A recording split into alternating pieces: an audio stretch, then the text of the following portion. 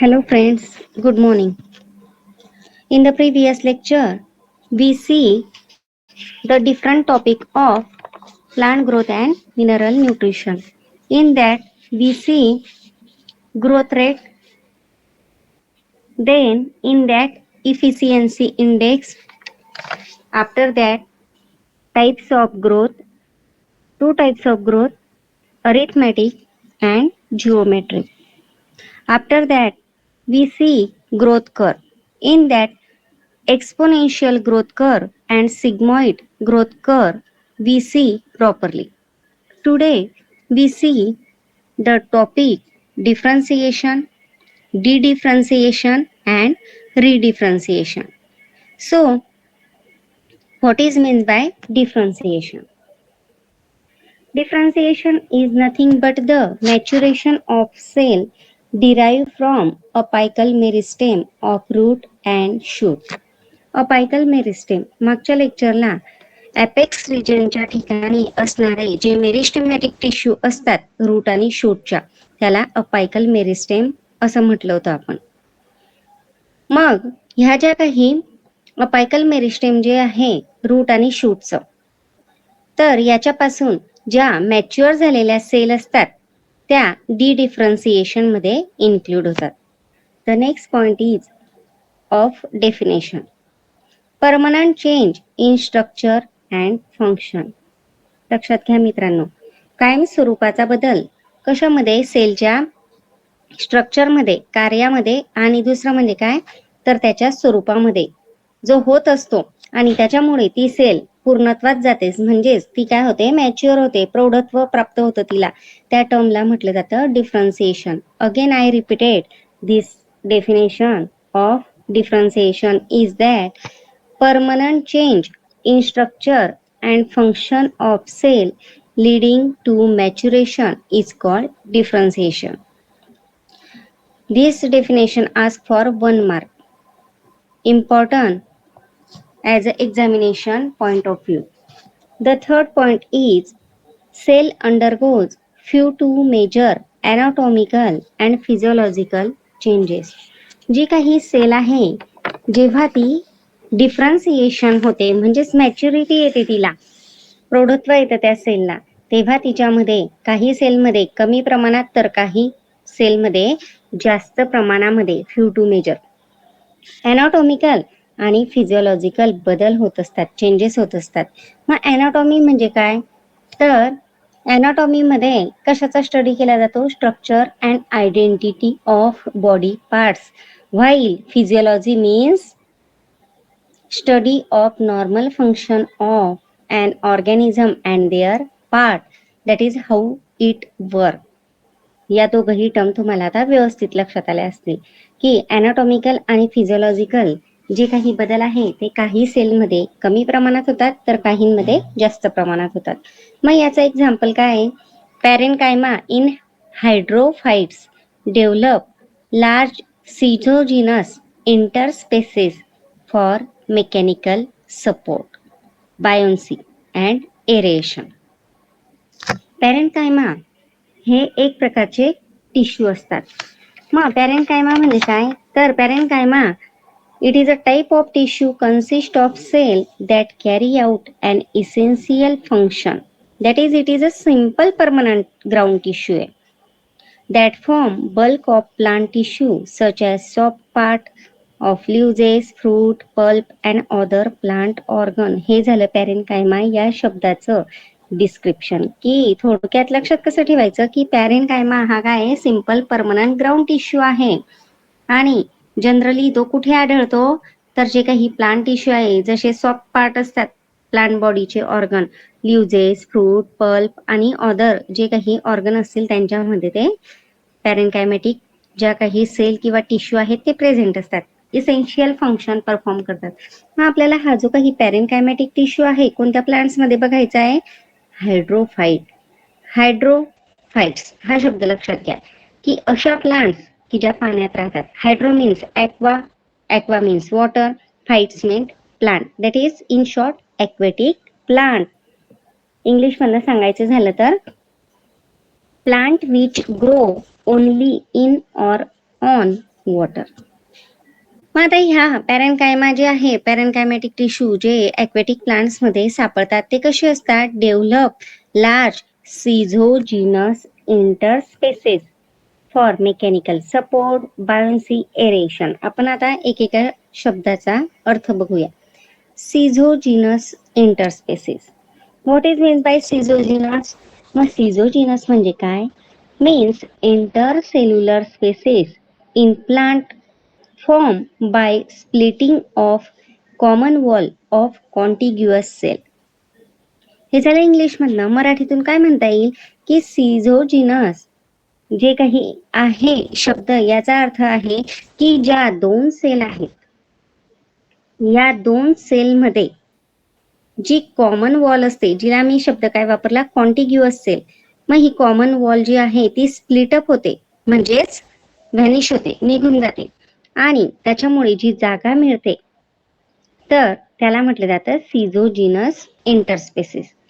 मग हे जे काही आहे ह्या पॅरेनकायमॅटिक सेल अशा डेव्हलप कशामुळे होतात ॲक्वॅटिक प्लांट्समध्ये? काय फंक्शन असेल त्याचं? तर त्याचं फंक्शन आहे की त्यामुळे त्या प्लांट बॉडीला मेकॅनिकल सपोर्ट मिळतो, भक्कम असा आधार मिळतो. कशासाठी? तर व्यवस्थित प्रकारे फ्लोट होण्यासाठी. दुसरं बायोन्सी. बायोन्सी म्हणजे काय? Tendency to float on water, म्हणजे तरंग शक्ती. तरंगण्याची जी शक्ती आहे त्याला म्हटलं जातं बायोन्सी. आणि एरेशन म्हणजे काय? हवा खेळती राहणे, म्हणजेच काय? To add gas to liquid under pressure. मग ह्या पॅरेनकायमॅटिक टिश्यू ॲक्वॅटिक प्लांट्समध्ये कसे डेव्हलप होतात? तर सिझोजिनस इंटरस्पेसेस तयार करतात आणि त्यामुळे 3 महत्वाचे फंक्शन परफॉर्म केले जातात: मेकॅनिकल सपोर्ट, बायोन्सी आणि एरेशन. मग आता लक्षात आलं असेल डिफरन्सिएशन म्हणजे काय? तर मॅच्युअर्ड सेल की ज्या परमनंट स्वतःमध्ये स्ट्रक्चर आणि फंक्शन या दोघांमध्ये बदल घडवून आणतात आणि प्रौढत्व प्राप्त करतात, मॅच्युअर होतात, त्याला म्हटलं जातं differentiation. After that we see new term differentiation. आता तुम्हाला डिफरन्सिएशन लक्षात आलं, त्यानंतर त्याला अटॅच शब्द काय आहे? डी. मग आता डिफरन्सिएशन म्हणजे काय हे बघायचं आपल्याला. The living differentiated cell which has lost the capacity to divide may regain the same as per the need and divide. मागच्या डिफरन्सिएशन या टॉपिकमध्ये आपण बघितलं होतं की परमनंट चेंज होतो मॅच्युअर्ड सेलमध्ये स्ट्रक्चर आणि फंक्शनमध्ये त्यांच्या, आणि त्याच्यामुळे ती एकदम मॅच्युरिटीकडे जाते. तर आता याच्यामध्ये सांगितलं आहे डिफरन्सिएशन मध्ये की ज्या लिव्हिंग डिफरन्शिएटेड सेल असतात त्यांच्यामधली जी काही डिव्हिजन करण्याची कॅपॅसिटी आहे ती गमावून बसलेल्या असतात, त्या लॉस्ट होते त्यांच्यातली, ती परत प्राप्त करतात. May regain according to as per the need and divide. आवश्यकतेनुसार, म्हणजे गरज पडली तर या डिफरन्शिएटेड लिव्हिंग सेल काय करतात? परत जी गमावलेली कॅपॅसिटी आहे डिव्हिजनची ती पुन्हा प्राप्त करतात. याला म्हटलं जातं differentiation. The next point is permanent mature cell undergo differentiation and become meristematic.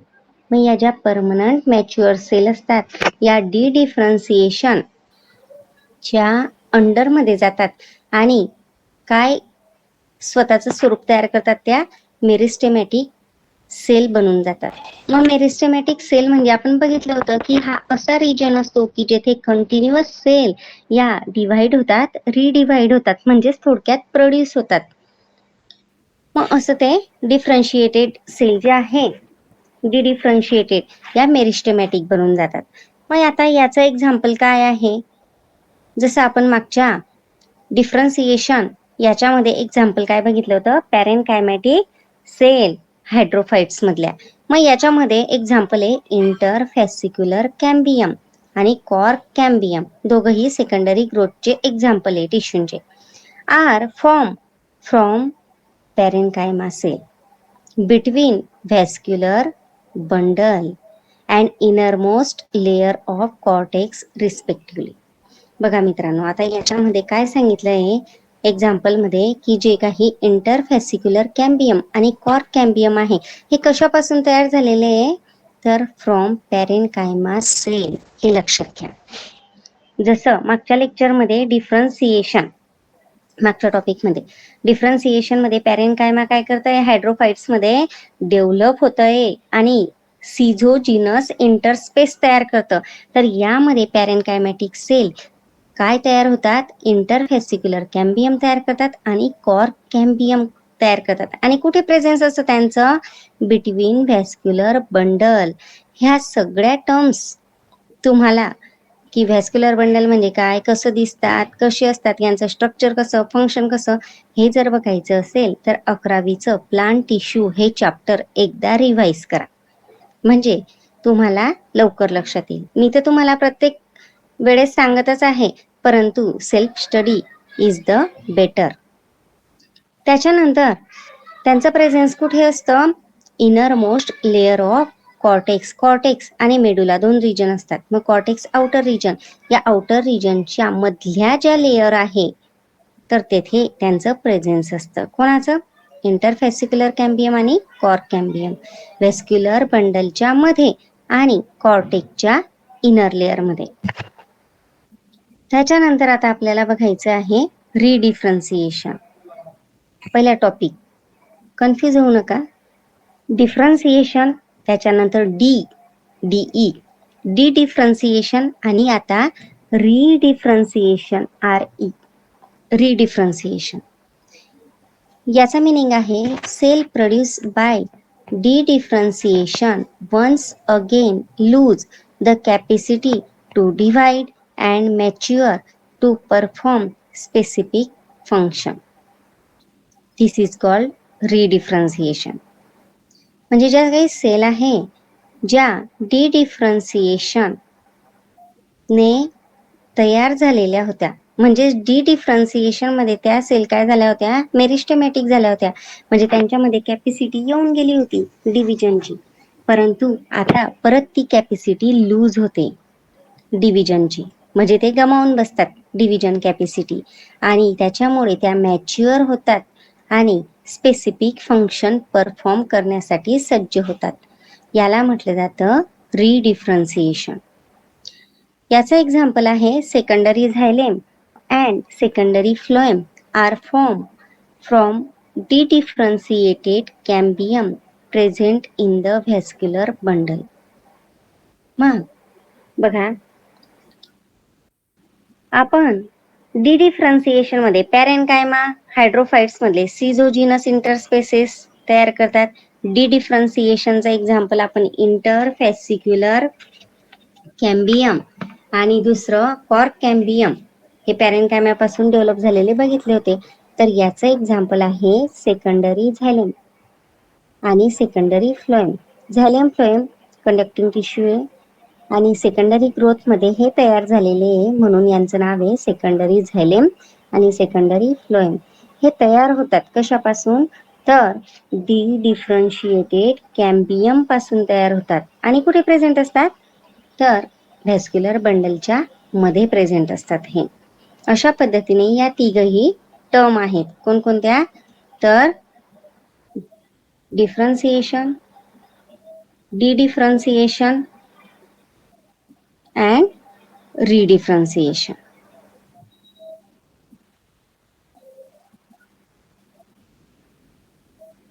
त्याच्यानंतर आता आपल्याला नवीन मुद्दा शिकायचा आहे, डेव्हलपमेंट. मग डेव्हलपमेंट म्हणजे विकास. मग आता प्लांटचा विकास कसा होईल, ग्रोथ बघितली आपण, ग्रोथ म्हणजे वाढ आणि डेव्हलपमेंट म्हणजे विकास. मग आता विकास या नेमकं जी टर्म आहे तिचा मिनिंग समजून घेऊया. The first point is it is the sum total of growth and differentiation. म्हणजे ही डेव्हलपमेंट म्हणजे एक गोळाबेरीज आहे कशाची, वाढीचं आणि डिफरन्सिएशन या टर्मची. मग डिफरन्सिएशन आपण बघितलं होतं की काय, permanent change in structure and function of cell leading to maturation called as जो काही परमनंट एकदा वाढ झाली की परमनंट स्ट्रक्चर आणि फंक्शन मध्ये चेंज होऊन जातो त्या सेलचा आणि ती मॅच्युअर होते, प्रौढत्व प्राप्त करते. म्हणजेच वाढ आणि डिफरन्सिएशन या दोघांची गोळाबेरीज म्हणजेच काय, तर डेव्हलपमेंट. ही झाली त्याची definition. Ask for 1 mark. After that, second point, progressive change in a shape, form, degree of complexity. नंतर या डेव्हलपमेंटमध्ये क्रमाक्रमाने बदल होत जातात सेलच्या स्वरूपामध्ये. मग सेलचं काय बदलतं, तर आकार बदलतो, त्याचं कॉम्प्लेक्झिटी, थोडंसं तिच्या जे काही फंक्शन असेल किंवा ज्याला आपण म्हणू की कॉम्प्लेक्झिटी म्हणजे काठिण्य पातळी त्या सेलची वाढत असते, गुंतागुंतीचं थोडं स्ट्रक्चर तिचं तयार होत असतं. असे हे क्रमाक्रमाने होत जाणारे बदल आहे. कशामध्ये, तर shape, form, degree of complexity. The third point is it is influence by both genetic and hormonal factor. म्हणजे या डेव्हलपमेंटमध्ये कशाचा परिणाम होतो, तर जेनेटिक फॅक्टर म्हणजे अनुवंशिक बदल. मग आता अनुवंशिक म्हणजे काय, प्लांट जे आहे या प्लांटची जी काही साईज आहे त्याच्यामध्ये असणारे जे काही जीन्स आहे ते जे बदल घडवून आणतात प्लांटमध्ये त्याला जेनेटिक म्हटलं जातं. आणि हार्मोनल, तर प्लांट्स हार्मोन्स असतात, ऑक्झिन, जिब्रेलिन, ऍब्सिसिक ऍसिड यासारखे हे जे काही प्लांटचे हार्मोन असतात, संप्रेरके असतात, ते त्या झाडावर काय परिणाम करतात, त्या झाडाच्या विकासावर, हे आपल्याला बघायचंय पुढे, कारण सेपरेट टॉपिक आहे प्लांट ग्रोथ हार्मोन. त्याचबरोबर एक्स्ट्रिन्सिक फॅक्टर म्हणजे काय, तर बाहेरून परिणाम करणारे घटक. मग बाहेरचे परिणाम करणारे घटक कोणकोणते असू शकतात, तर लाईट, प्रकाश, टेम्परेचर, तापमान, वॉटर, पाणी, ऑक्सिजन, प्राणवायू आणि न्यूट्रियंट, पोषण तत्वे. हे सर्व एक्स्ट्रिन्सिक फॅक्टर आहेत जे झाडाच्या विकासावर बदल करत असतात किंवा परिणाम करत असतात. त्यानंतर development include growth, morphogenesis, maturation and synthesis. म्हणजे विकासामध्ये कोणकोणते मुद्दे इन्क्लूड होतात, तर वाढ महत्वाचा मुद्दा आहे. त्याचबरोबर विकासामध्ये मॉर्फोजेनेसिस हे घडून येतं. मग आता मॉर्फोजेनेसिस, मग जसं आपण मॉर्फोलॉजी बघितलं होतं, मग आता मॉर्फोलॉजीमध्ये कशाचा स्टडी केला जातो, तर जे काही स्ट्रक्चर आहे त्या ऑर्गॅनिझमचं आणि त्यांचे फीचर्स, वैशिष्ट्य काय, म्हणजेच थोडक्यात size, shape, colour, volume, weight, हे जे काही आहेत हे सगळ्या पॉइंटचा अभ्यास कशात केला जातो, मॉर्फोलॉजी. आणि मॉर्फोजेनेसिस म्हणजे काय, तर ही बायोलॉजिकल प्रोसेस आहे that causes tissue or organ to develop its shape by controlling the spatial distribution of cell during embryonic development. म्हणजेच थोडक्यात काय, तर पर्यावरणानुसार स्वतःच्या बॉडी शेपमध्ये किंवा स्वरूपामध्ये, फॉर्ममध्ये बदल घडवून आणणे त्याला म्हटलं जातं मॉर्फोजेनेसिस. त्याच्यानंतर मॅच्युरेशन म्हणजे प्रौढत्व, पूर्णपणे विकसित होणे, परमनंट चेंज करणे स्ट्रक्चर आणि फंक्शनमध्ये, आणि त्याच्यामुळे काय होतंय, मॅच्युरिटी येते. सिन्थेसिस म्हणजे काय, तर डेथ, DEATH, डेथ, मृत्यू पावणे. म्हणजे हळूहळू ती सेल वयस्कर झाली की ती काय होईल, मृत्यू पावेल. मग अशा पद्धतीने हे डेव्हलपमेंटचे महत्वाचे 4 घटक आहे ते विकासामध्ये इन्क्लूड होतात, ग्रोथ, मॉर्फोजेनेसिस, मॅच्युरेशन आणि सिन्थेसिस. त्याच्यानंतर आता आपल्याला फ्लो चार्ट ऑफ डेव्हलपमेंट हा बघायचा आहे की कशा पद्धतीने सिक्वेन्शियल क्रमाक्रमाने बदल होत जातात सेलमध्ये. मग पहिला आहे सीड जर्मिनेशन, जे बियाणं आहे ते अंकुरित होतं, रुजतं जमिनीत. त्याच्यानंतर मेरिस्टेम म्हणजेच काय होतंय, असा रिजन की जेथे डिव्हिजन आणि रिडिव्हिजन हे कॉन्स्टंटली कंटिन्युअसली चालू असतं. त्याच्यानंतर जे मी आता सांगितलं की मेरिस्टेम म्हणजेच थोडक्यात काय करतं, सेल डिव्हिजन करतं. त्याच्यानंतर प्लाझ्मॅटिक ग्रोथ दिसून येते. मग प्लाझ्मॅटिकचा अर्थ काय असेल, तर लक्षात घ्या, is a growth of cell size, it increases which lead to differentiation. After that cell elongation is included. Cell जी आहे ती इलॉंगेट होते, वाढते, तिची लेंथ वाढेल, ब्रीथ वाढेल. सेल मॅच्युअर होते म्हणजे cell maturation. After that this mature cell म्हणजे प्रौढत्व असणारी जी सेल आहे ती पुढे कोणत्या क्रमाला जाते? सेन्सिसिस. म्हणजेच तिची जी काही कॅपॅबिलिटी आहे, कार्य करण्याची क्षमता जी आहे ती हळूहळू मंदावते आणि त्यानंतर ज्या सेल आहे त्या हळूहळू मरत जातात आणि पूर्णपणे शेवटी काय होतं? मृत्यू पावतं ते झाड. म्हणजे अशा पद्धतीने हा फ्लो चार्ट आहे डेव्हलपमेंटचा. जसं मनुष्य प्राण्यामध्ये किंवा कोणत्याही लिव्हिंग ऑर्गॅनिझम मध्ये बाल्यावस्था असते, त्याच्यानंतर तारुण्यावस्था असते, मग मॅच्युरिटी स्टेज येते आणि वार्धक्य येतं, म्हातारपण येतं आणि म्हातारपणानंतर काय होतंय? हळूहळू सगळी कार्यक्षमता लोप पावते, कमी होते आणि शेवटी मनुष्य मृत्युमुखी पडतो. मग त्याच पद्धतीने लिव्हिंग ऑर्गॅनिझम आपण काय कन्सिडर करतो इथे? प्लांट. मग त्याच्यामध्ये जो सिक्वेन्शियल चेंज होतोय, ऑर्डर किंवा प्रोग्रेसिव्ह चेंज असतो shape, form, degree of complexity मध्ये, तर हे सर्व कशामध्ये इन्क्लूड होतं? डेव्हलपमेंटमध्ये. त्याच्यानंतर आता आपल्याला महत्वाचा मुद्दा शिकायचा आहे, प्लॅस्टिसिटी. मग plasticity is nothing but the capacity of being moulded, form or modelled. मग आता मोल्डेड म्हणजे काय? तर मोल्डेड म्हणजे दाब देऊन एखाद्या गोष्टीला विशिष्ट आकार देणे. जसं आपण म्हणत नाही का की एखादी गोष्ट मोल्ड करायची, लोखंड मोल्ड केलं जातं केमिस्ट्रीचे फेनोमेनॉनही. मग आता लोखंड जे आहे त्याला मोल्ड करून काय केलं जातं? विविध आकाराचे भांडे किंवा जे काही थिंग्स आहे त्या बनवल्या जातात. मग त्या पद्धतीने ही कॅपॅसिटी आहे सेलची की ज्याच्यामध्ये मोल्ड होतं, फॉर्म तयार होतं किंवा फॉर्म त्यालाच ऑर मॉडेल्ड म्हटलंय. मग मॉडेल्ड म्हणजे काय? एखाद्या गोष्टीप्रमाणेच दुसरी गोष्ट तयार करणे, याला मॉडेल्ड म्हटलं जातं. त्याच्यानंतर हे तीनही शब्द किंवा दोन शब्द लक्षात ठेवायचे. It is the capacity of being moulded, form or modeled. Second is ability of plant to form different kind of structures, that is to change in response to different environmental, external or internal stimuli in various phases of life. म्हणजे आता प्लॅस्टिसिटी मध्ये काय include होतंय की प्लांटची जी काही क्षमता आहे, कशाची क्षमता? तर वेगवेगळ्या वातावरणामध्ये वेगवेगळ्या प्रकारचं त्याचं जे काही स्वरूप आहे, स्ट्रक्चर आहे, ते चेंज होतं. म्हणजेच हा काय झाला? एक्सटर्नल एन्व्हायरमेंटचा त्याच्यावर होणारा परिणाम. म्हणजे झाडाने एक्सटर्नल एन्व्हायरमेंटला काय दिलं? रिस्पॉन्स दिला. त्याचबरोबर इंटरनल स्टिम्युलाय. इंटरनल स्टिम्युलाय म्हणजे काय? तर आतून होणारे बदल. मग प्लांट बॉडीमध्ये हार्मोन्स असतात. मग ते हार्मोन्सच्या जे काही सिक्रेशन आहे त्याला रिस्पॉन्स जो दिला जातो त्याला इंटरनल स्टिम्युलाय म्हटलं जातं.